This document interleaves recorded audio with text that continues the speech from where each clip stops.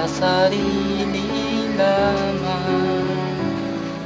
Walang sinuman ang namamatay para sa sarili lamang.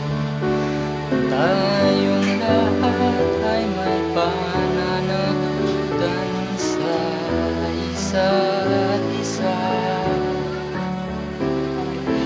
Tayong lahat ay tinipon ng Diyos na kapiling niya.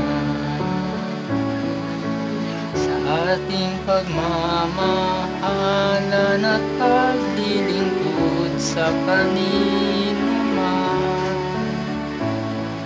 tayo'y magdadala ng balita ng kaligtasan. Tayong lahat ay may pananagutan sa isa't isa. Tayong lahat ay tinipon ng Diyos na kapiling niya. Sabay-sabay ng